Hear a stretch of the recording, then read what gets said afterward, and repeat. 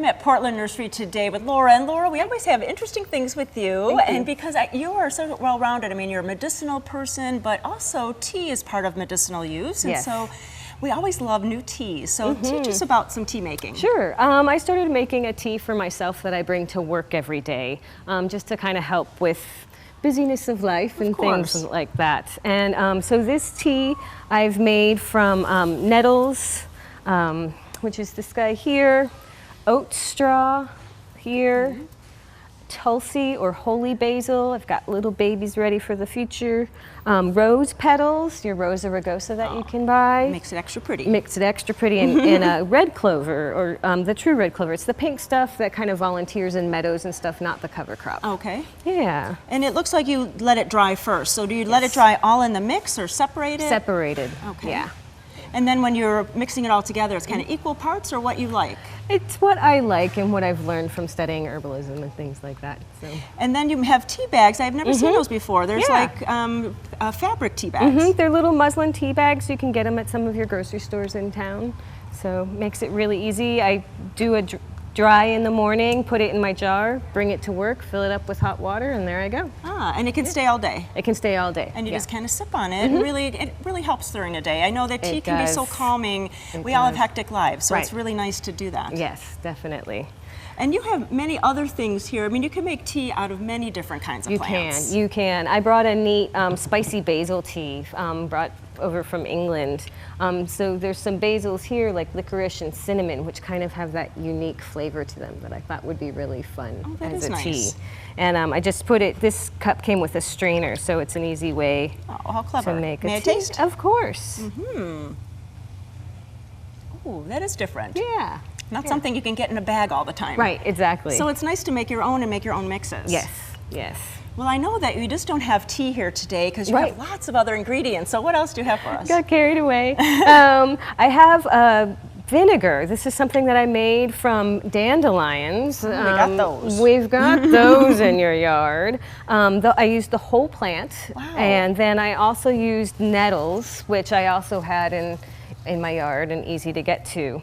I harvested these fresh, stuck them in a blender with apple cider vinegar and just blended it up and threw it in the jar and let it go. Something to remember, don't let them sit too long because they're really acidic and they can eat the lid of the plant, so sometimes I'll put parchment paper between the lid and the jar. And then do you cook with that then? Yes, this kind of vinegar is great to cook with. You can make salad dressings out of it. You can just kind of be creative with it. And oh, nice. Yeah, when I was smelling it before, I can smell it with like a potato salad or something. It'd be yummy like that. Exactly. Yeah, really good in that way.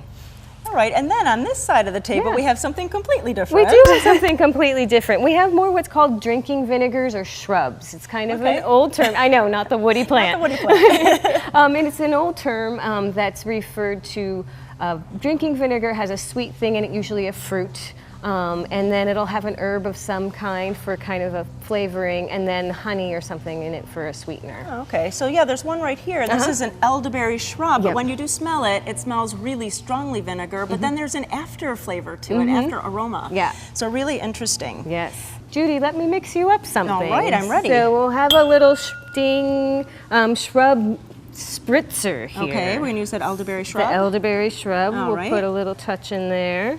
Very technical measuring. And you have pretty cups, so that always helps. And what is that? You said this is just some bubbly water that you can get whatever kind you like. Oh, interesting. All right. There you go. It's 5 o'clock somewhere, right? Yes, but it's also a mocktail. All right. Yeah. Oh, it's very refreshing. That is nice. I can see that on a kind of a warm day. Very tasty. Yeah.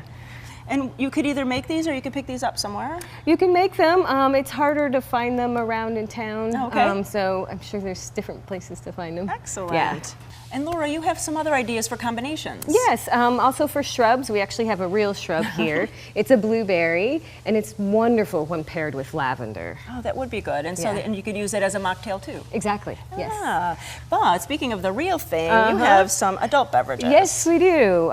This one here is a Doug fir infused in vodka. I picked the fresh new tips, and of course ethically in a clean place. and it's really refreshing if you'd like to try a splash of that one. Oh, okay, we could try that. And so then you would just infuse the, this one okay? Yep. You would just infuse the little tips into vodka and let it sit for a while. while. I kind of blend it for a little bit. You can do this as a spritzer too if you want, or you can just try it straight.